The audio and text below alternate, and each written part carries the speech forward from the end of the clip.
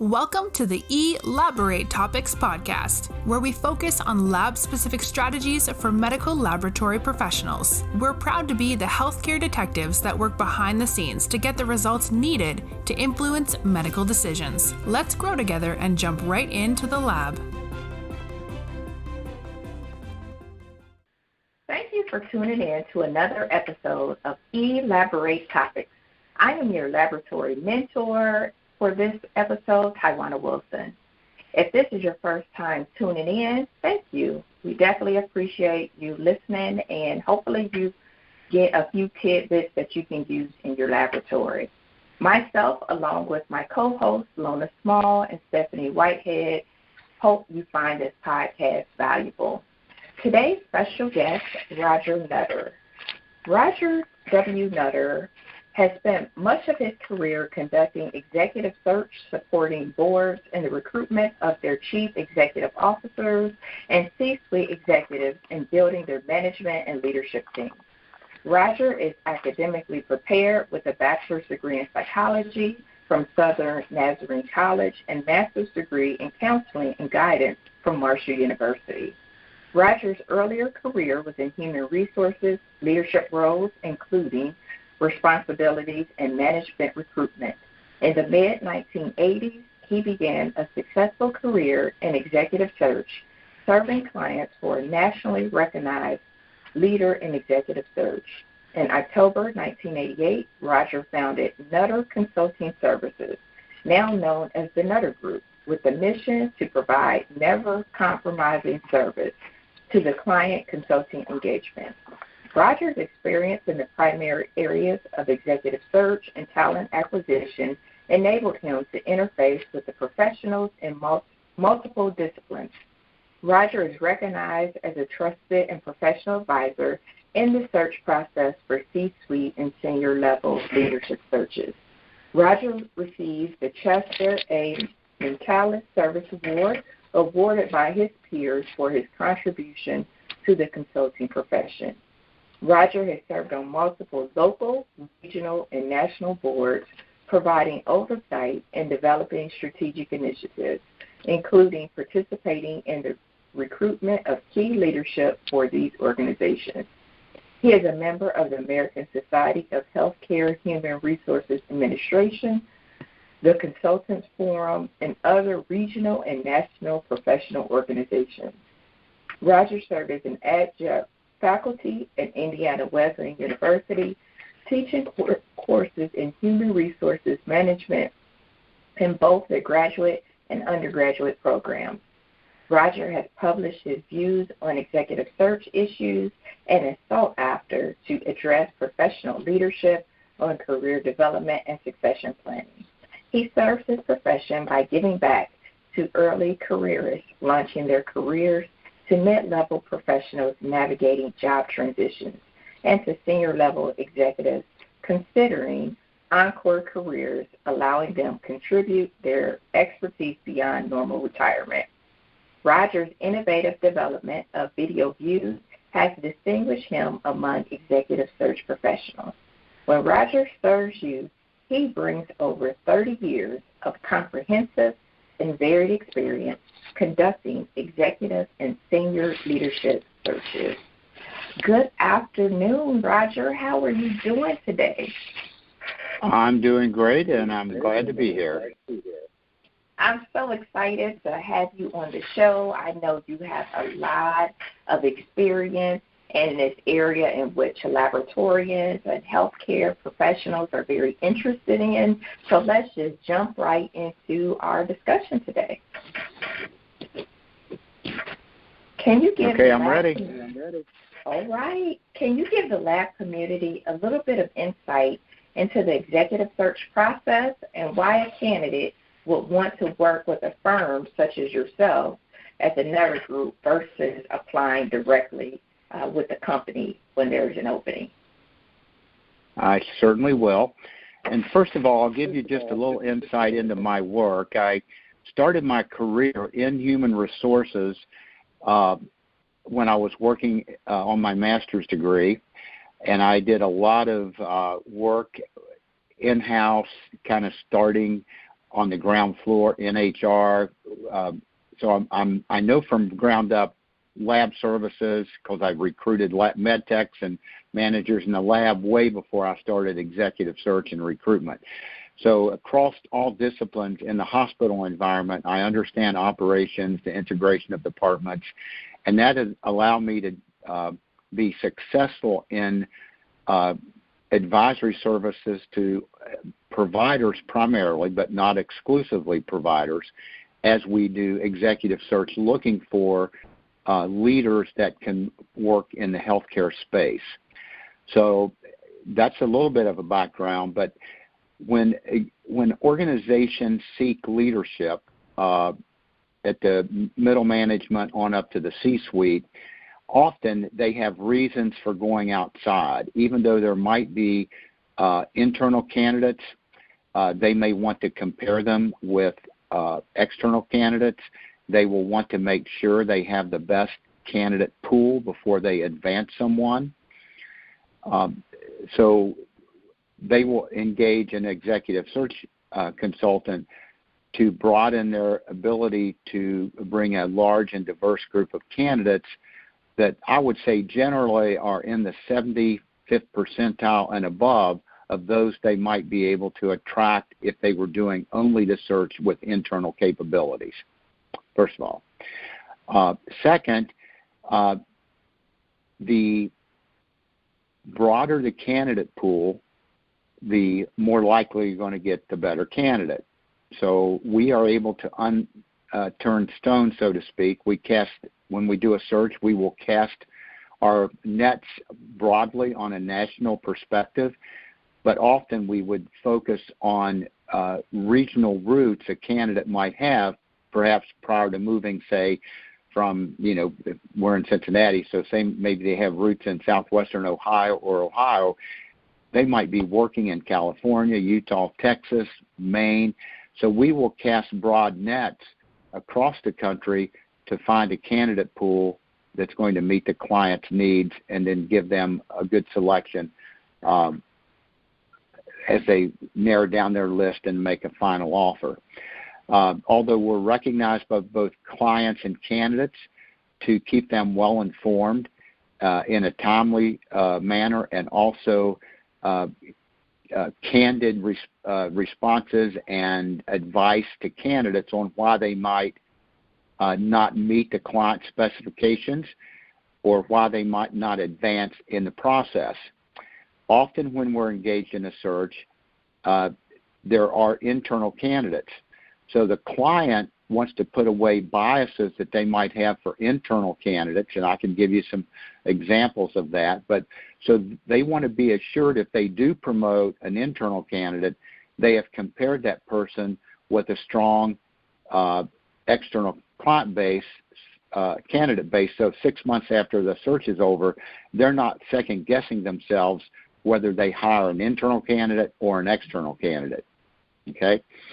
Often, if you look at sort of an example why they might have qualified internal candidates on paper by degree requirements and perhaps experience, but the internal candidates might have been pigeonholed as being in one position too long, or maybe burned bridges in relationships with key people. If you look at the lab, for instance, they work closely with nursing and the ED flow. They work emergency department and also on the floor. So if a lab manager that might be a supervisor or a manager reporting to a director, if they burn bridges, a consultant might help them being the organization, recognize the person's skills and talents, and for perhaps long-term continuity by promoting from within. So a consultant like the Nutter Group, if they're doing a good job, will then help a client understand maybe they have the best internal candidate in comparison to external candidates, but they might have some developmental needs. Many clients, and most do, have sort of they'll preach we want to promote from within first. So if they're practicing what they preach and what their policies are, then they will then take our advice and do a developmental program for a person who may need a little support in meeting the threshold of the best candidate available. Okay? So that's sort of an example of how an internal candidate might not be ready to advance in the job, but we will counsel and guide a client and a candidate to give an advantage or at least consideration to an internal candidate. Second, if a candidate is not quite ready to advance, then we can get a person to come in that understands how to do management development within the lab and succession planning, so when that person leaves, they might be a later career person in the lab, and then they could move on, and then there would be someone to succeed them as they perhaps retire or leave the organization.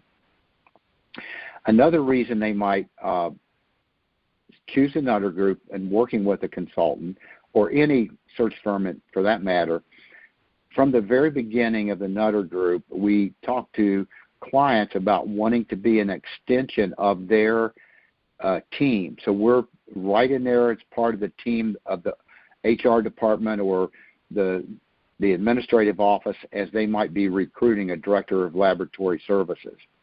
Additionally, we have been known to treat candidates just like we would want to be treated if we were a candidate ourselves. I call that the golden, sort of the golden rule approach. So in that regard, you'll get kind of straight shooting from us. We will be responsible and responsive in returning phone calls, giving you guidance along the way on the timetable for the client when there's delays. If you don't make the cut, we will counsel you, give you some advice on what you might do to improve your ability to advance in the process in future searches, not only for us, but if you're initiating a search on your own, we are what I will say service-oriented. We're going to support you and say, give us a call. We'll help you if you're interviewing somewhere. We may know someone in that organization. We might give you some ideas. We would even say, what questions you might anticipate and help you prepare for your own interview, even though it's not our, that's not our bread and butter. Our bread and butter is organizations like a hospital or health system or a commercial lab hiring us to recruit a key organizational person for them. In this case, we'd be talking someone skilled in laboratory science. Awesome. That was so much value right there, Roger. One of the questions that might come up from candidates, and maybe it's kind of one of those things that they don't know, but is there any cost associated to the candidates for using an organization such as yours? Over the years, I have told people not to pay for advice that they can get for free, okay? So there are organizations that support professionals. For example, you have the CLMA that supports lab professionals, and they have a career center and so forth. In my work, working with, say, if I was doing a laboratory administrator search, and we did several of those in the last few years, and I just got off the phone with someone today that was just completed their first year. And I did a one-year follow-up with her. She's doing great. She likes it. I get to know the candidate beyond a little bit just on their in relationship to the position and my work with the hospital. So I have kind of told her I would help her husband, who's kind of semi-retired. He's now doing consulting to healthcare in the menu development and so forth for retirement communities, because that's his space. But when she relocated from Tennessee to Ohio, there wasn't work for him. So on the basic answer to your question is, historically, we do not charge. However, over time, clients have asked us, because of our approach in working with them, I've had clients come to me and say, Roger, you do so well. We want you to equip our, say, in this case, it was a director of utilization management and quality that had to leave an organization because they were restructuring. So I worked with that individual and helped guide them in the process. The hospital paid me a fee, okay? So they engaged me to help that internal candidate that they was being displaced to get another position. I did that. It went well. I recently did that with another client. However,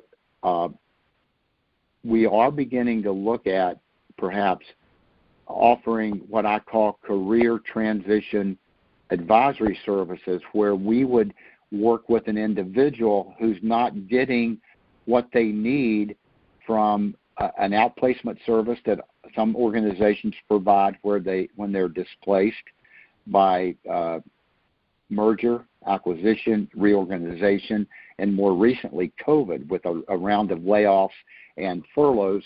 Some people are coming back, some people are not. So we're looking at how we might offer that service with not diluting our bread and butter service as it relates to executive search and recruitment, where a client organization improve our or pay our bills and expenses. So we haven't quite refined that yet, but we are working on that. Great. That makes total sense. So lab community, if you are thinking that you would have to pay in order to work with an executive search firm, then that answer is no. So want you to know that that is definitely a great option to go. Roger, what are some of the I might just add this. If you're going to be in a serious job search, and I know we have a list of questions to go through, and I know that this will come up, but you just need to determine those firms that you might want to engage with and get in their pipeline. And we'll be talking about LinkedIn and some other things that you do to promote yourself. And as we go through, Tywauna, if you have specific questions that you want to ask me to dive a little deeper, I will do that. In our service for career transition advisory, we would do things that help provide you an edge in the job search that might include, how to update your LinkedIn profile to get more likes, tell you how to dig in deep to the job search function for you to find a job on LinkedIn. But what we're doing, we videotape candidate interviews. And for my recent career transition advisory service for a COO who wanted to be CEO, we actually created a video for him to share with prospective clients and search firms. Say, if you want to get to know me a little bit, Nutter, you're under no obligation to the Nutter Group to look at this. So it might give you a little advantage for people to assess you besides just taking a look at your resume and giving you a once over and not really dig deep. And I'm going to go back to the previous first question where you said, why would this organization want to use Nutter Group? A lot of times, I hate to say this, but it's true, HR people that are reviewing resumes for the first look, and even the automated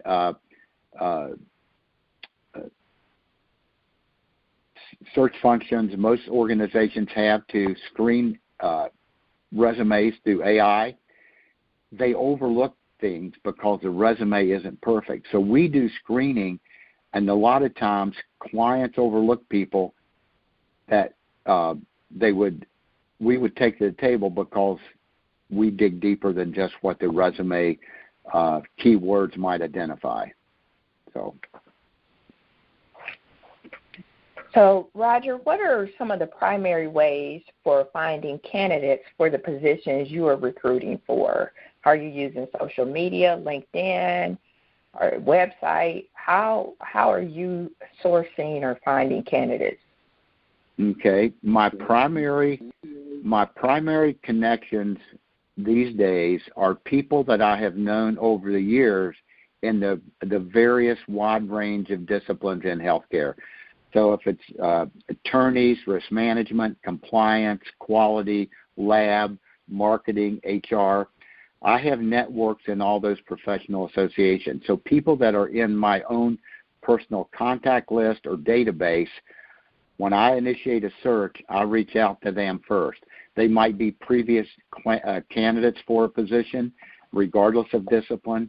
They may be former clients. They may be former placements, or people that provided references for me for candidates, regardless of discipline.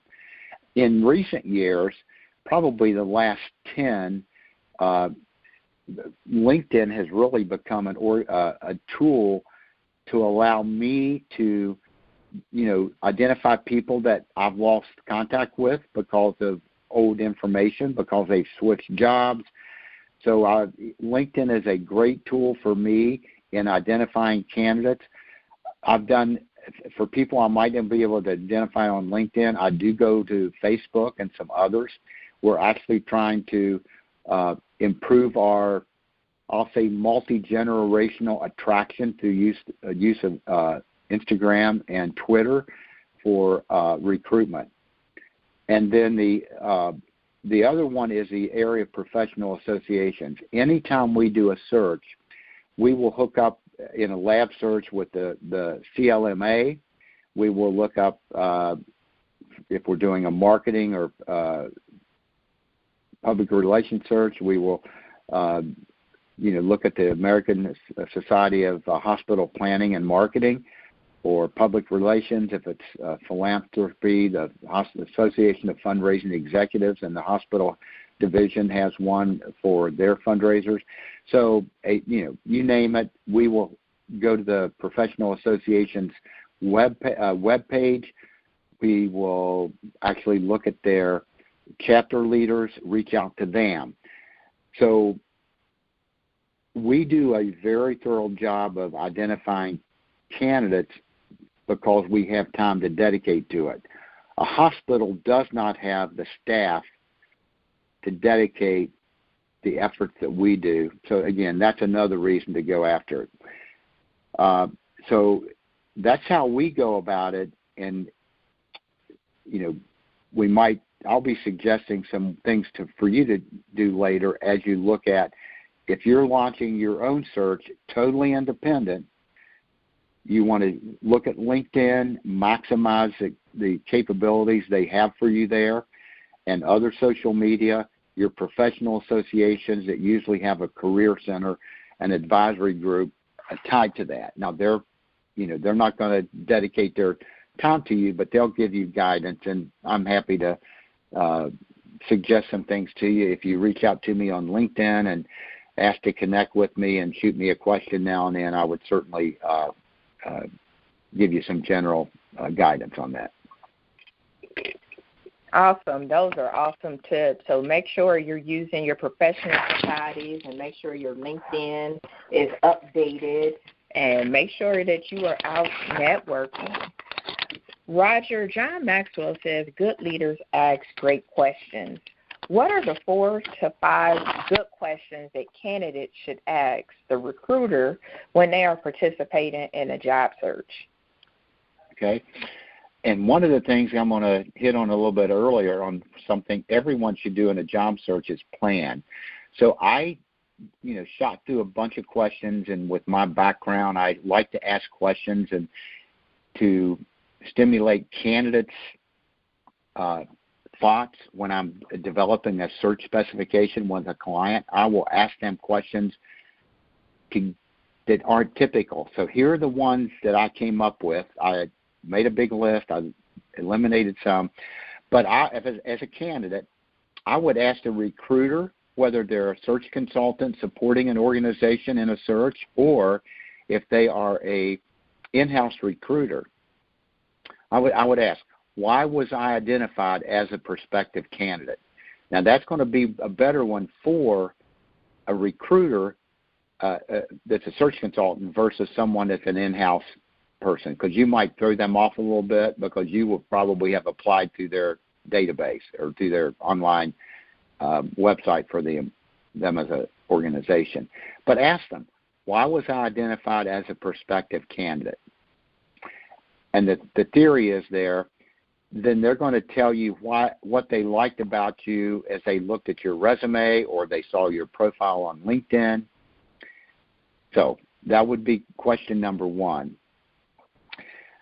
And that next question would be, and this would be whether it's with the consultant representing the organization, or if you've advanced in the process a little bit and you have an opportunity to ask someone this question: what drives the culture and leadership style of the organization? Because you want to know if you're going to be able to work there. It's sort of a two-way street. An organization wants to know you're going to be a fit for them, but you want to know it's going to be a fit for you. So you want to get good responses to those questions. You don't want someone to just say, "Man, you look good on paper, your education." When you ask the question, "Why was I identified?" you want to know yourself well enough to when they respond to you, "This is why we looked at you as a person we wanted to get to know more about." So that's why you ask that question about prospective candidates, why they identified you as a prospective candidate. You don't want canned answers. You want to know that they took the time to get to know you, because recruiters and in-house HR staff overlook stuff. Same thing with culture.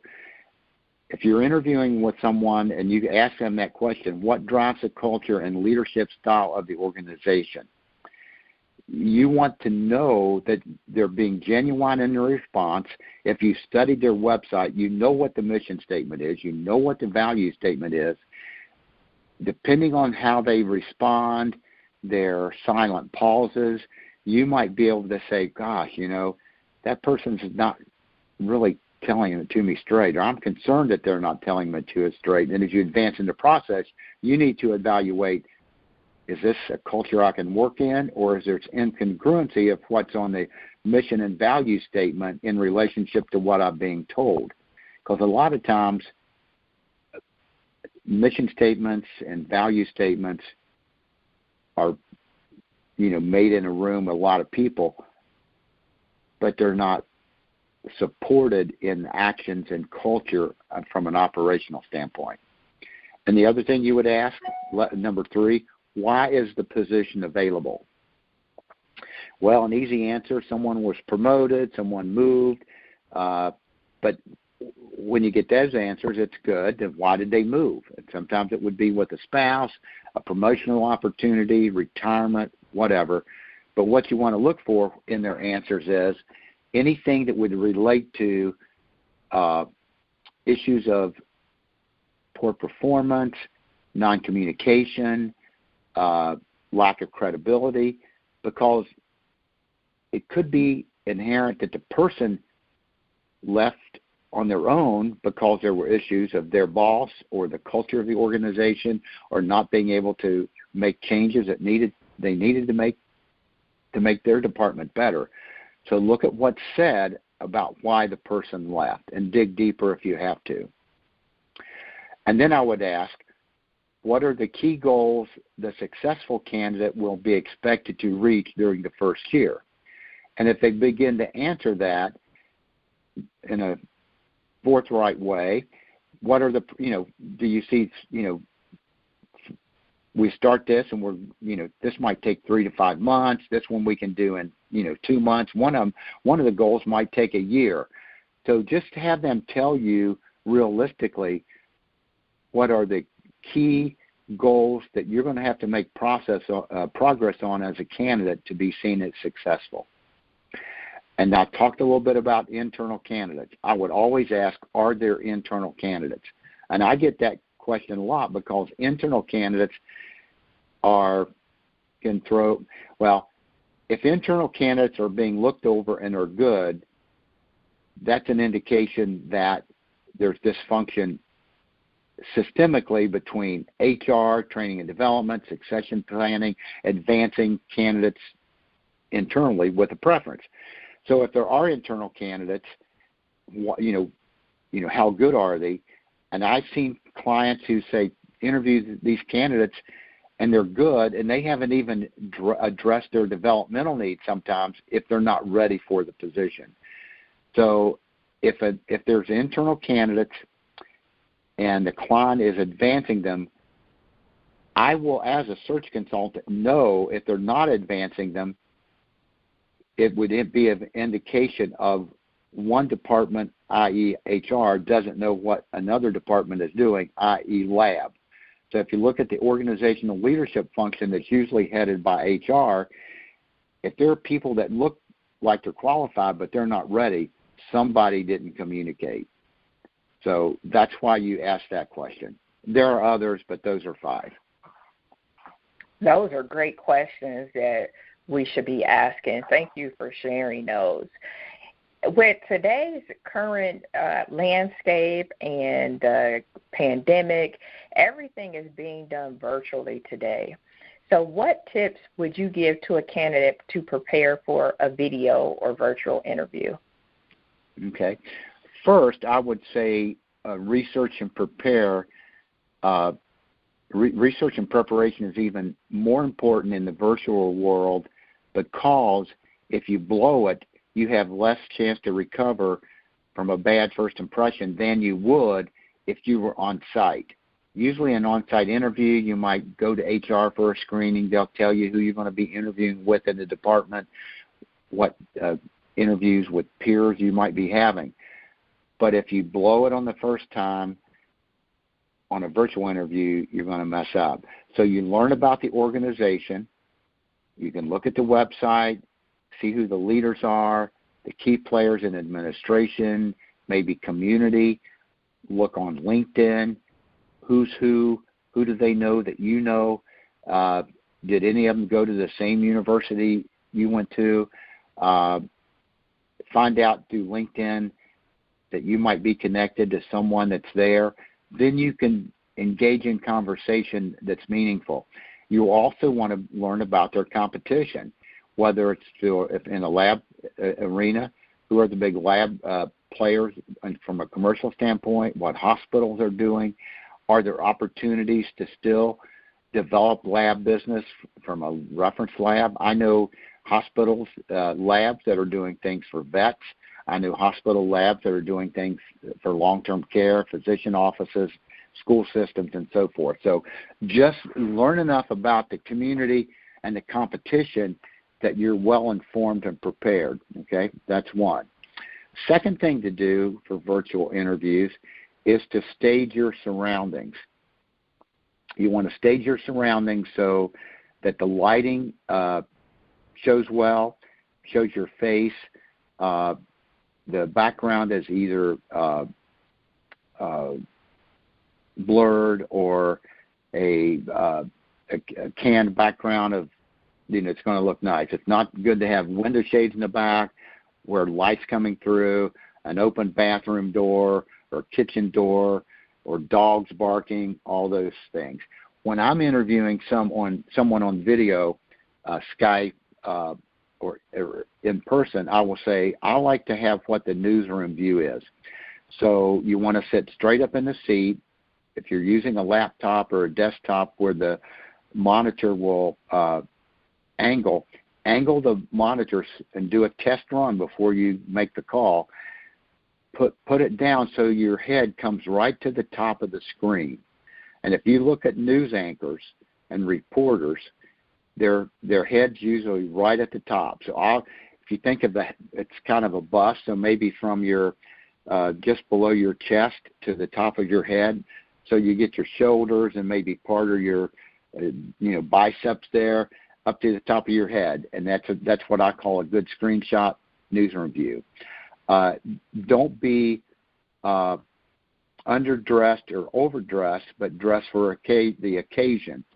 So historically, I've been wearing coats and ties, but over the recent years, probably the last 5 or so, I might go in a jacket and tie and be overdressed. So I'll take my jacket off if I'm in an organization, hang it on the back of the chair. But it would be better to be overdressed and underdressed. But, you might wear a lab jacket. I've had guys wear, shirts and ties. I've had guys wear jackets and suits for lab administrator searches. And if you explore your client, you can website and things like that, you'll probably get a feel for their level of sophistication. I go into hospitals, especially in smaller communities. They're much more casual, sometimes in polos, sometimes in just open collared shirt, sometimes with ties, but a lot of the leadership might have a tie that they would put on if they were having someone come in that they needed to have a tie on, but it's almost corporate casual 5 days a week and not just on Friday, but dress for it. Okay, next, don't specifically discuss compensation, but respond candidly about questions they may have on compensation, but don't get into a compensation trap where you're saying what you would like to have. You don't want to rule yourself out or you eliminate yourself because someone thinks you want more money than you need. But say something like, I want something competitive for the position and the market. We still get a lot of information from candidates as it relates to compensation, but many jurisdictions will not even, it's not even legal to ask about your compensation. So, for example, I live and work in metropolitan Cincinnati. In Hamilton County, in the city of Cincinnati, you cannot ask about compensation. But I'm in Warren County, and so I can ask about it, but I don't. We used to have it on a form, but we took that off because we do work in other states, and California and many states have had made it illegal to inquire about compensation. So I think the best thing to do is that say something like, "Well, I'm exploring at this point. I know what my value is in my market. I would like to be paid competitively for the position and responsibilities. I want to advance in what I earn, but I would be expecting a competitive salary for the position and the market." And in preparation for that, as you get closer to a job decision, there are websites where you can calculate salary. So I will both work with the client and the candidate if I think compensation is going to be an issue. So I will look at salary calculator on 2 different sites, and I'll say, well, the person's moving from Tennessee to Ohio. What's a differential? So I can then guide the candidate on what that may look like, and I will guide the client on what they may need to do to get a candidate that they really want if they're going to have to pay more than what they had paid someone previously in the position. Okay, so just do the compensation salary dance very judiciously. Always ask about what are the next steps in the process. Be prepared. Searches can drag on a long time for very many reasons, but you want to have someone telling you what's the next step. What do you need to be prepared to do, whether it's a search consultant representing a client opportunity or whether it's an in-house recruiter. We will always tell it to you straight. Some people don't. They don't get feedback. But if you don't make it through a process with me for whatever reason, I want to come back to you and you're going to trust me. So we're going to tell you what's going on. But whoever you're working with, you want to know what the process is, and you want to know when you will have updates, and you want to have regular communications. You don't want to wait for feedback. That's not a good sign. Also, I say, as you think about interviews, the better you know yourself, the easier you're going to reveal things about you that the client wants to know. Maybe it's things they can't ask you, but if you know yourself, strengths, style, your weaknesses. When I ask the question about weakness on an interview, I will say, not what is your weakness, I will say, if you were making New Year's resolutions today, what would you say you would be on your list that would make you better at your work?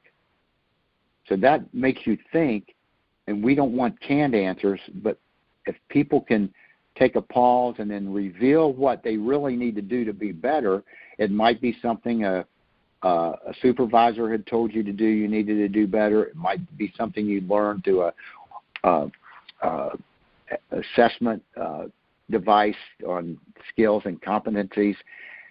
Just know yourself and how you get there.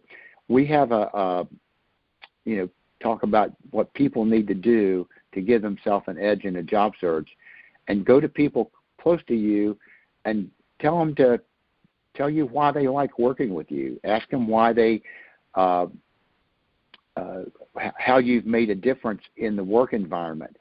They can tell you things that you might not recognize that would indicate what your good strengths are, what your skills are, how you've made a difference, which are accomplishments and achievement.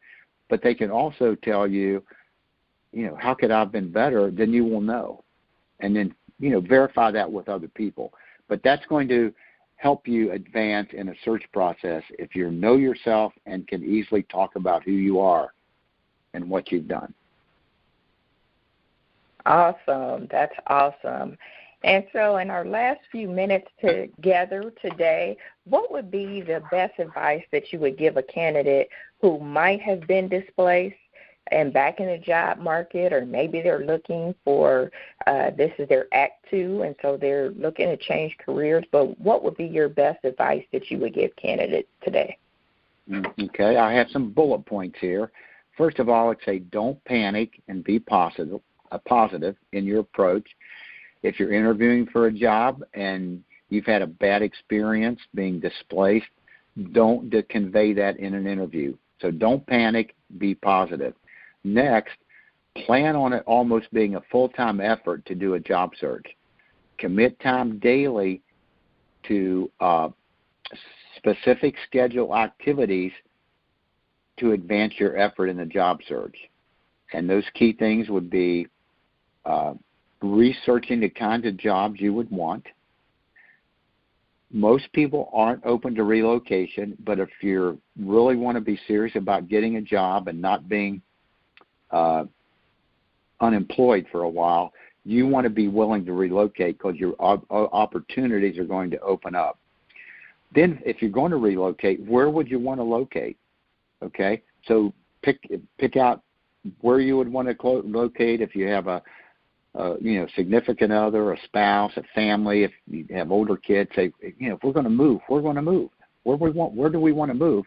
Then target employers in those organizations, research them on LinkedIn, explore their websites, and follow up on a regular basis, okay? And then I say another thing to do, have a friend join you on the journey. They can be a sounding board. It might be a mentor, an old supervisor, a college friend, someone that's close to you that you drink coffee with. It might be a spouse. It might not be. But what your mentor, advisor, sounding board could do, you could play that off a spouse or friend to get affirmation. If they're, you need to have someone to guide you and encourage you through the journey because it's going to be hit with ups and downs. In a search process, when I am working with a client, I know when they tell me they don't like a candidate I really like, that's sort of a downer for me.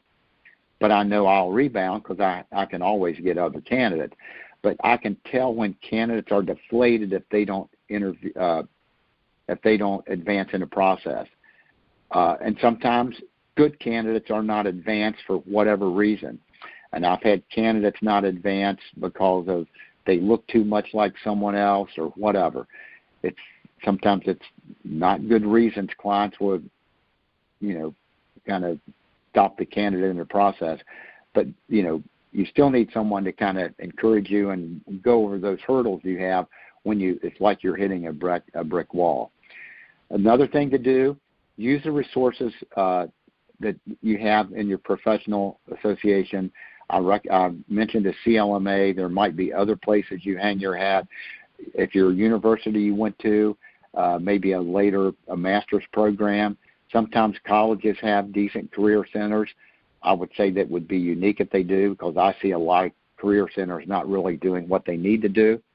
That's another story. I talked about identifying your geographic preferences. That's very important because the wider your geographic preferences are, the more opportunities you would have. Next, explore non-traditional healthcare organizations. Those of us in healthcare over the years just thought we could go to work in a hospital or a long-term care system, what have you.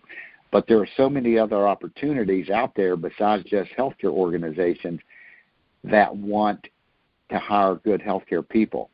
So healthcare is in three sectors. You have your provider, your payer, and then your supplier. And on the supply side, you have Cardinal Health, 3M. I mean, there's Honeywell. Air conditioning company now has consulting services to hospitals. Of course, you have your reference lab that's sort of on the supply side or vendor side. So look at vendors that might be hiring people with your expertise. So that was what I had on my bullet points for those things. Tywauna, it's back to you. Awesome. Thank you so much, Roger. Those were such great tidbits that the listeners could definitely get benefit from. So, Roger, how can the listeners get connected to and stay connected with you and your work that you're doing at the Nutter Group? Here's what I would encourage you to do. Reach out to me, say, on LinkedIn, ask to connect with me. Say I was on the webinar with the Elaborate Topics guest, and I was part of that, and just connect with me. Shoot me a question if you have it. Whatever it is, I will respond to you.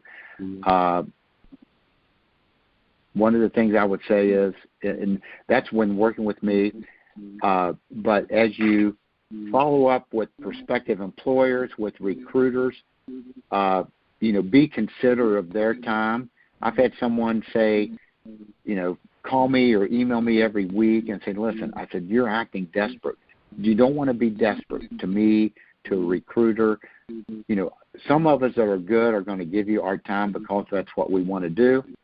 So, but just be thinking about that. But I think the people on the Nutter team would be very happy to help you in any way they can. So, but it is something to consider. Awesome. Well, thank you so much, Roger, for taking the time out of your busy schedule to give me the opportunity to interview you and learn more about the executive search process and share with the listening audience. So it was definitely an honor and a pleasure to have you on as a guest. Okay. I'm very happy to do it. Maybe we can connect another time. That would be awesome. So thank you, listening audience, for tuning in to another episode of Elaborate Topics, where Roger Nutter shared with us the importance of utilizing your professional associations and maximizing your LinkedIn profile, to name a few things in regards to your search process. There are some critical questions you should ask. You should ask, why were you identified as a candidate, or even how you were identified as a candidate? What drives the culture and leadership of the organization? Why is this position available? May give you insight into the organization and the job opportunity. And key goals for successful candidates that they expect for them to reach in the first 5 years. Are there internal candidates? One thing when you're doing your search for jobs is you should plan and commit time in your job research, and make sure you do your research. So do your research and stay active and engaged and follow up your job search process. If you are interested in being a guest on this podcast, please fill out the guest interest form on the directimpactbroadcasting.com website up under the contact page link. While you're there, you can listen to previous episodes and leave comments on any episode, as well as check out our other podcasts on the network. You can also subscribe to the podcast on Apple Podcasts, Spotify, iHeartRadio, or your favorite podcast platform, and check us out on YouTube up under the Direct Impact Broadcasting channel. Please share with a laboratorian who would benefit from hearing from this interview. And this is Tywauna Wilson signing off. Join us next week in the lab, and until then, have an amazing day. Thank you for tuning in to another episode of Elaborate Topics, where your hosts discussed relevant strategies for laboratory professionals. Please subscribe to this podcast on your favorite podcast platform and listen to us on directimpactbroadcasting.com. Stay tuned for another episode with information you can use to excel in your laboratory career.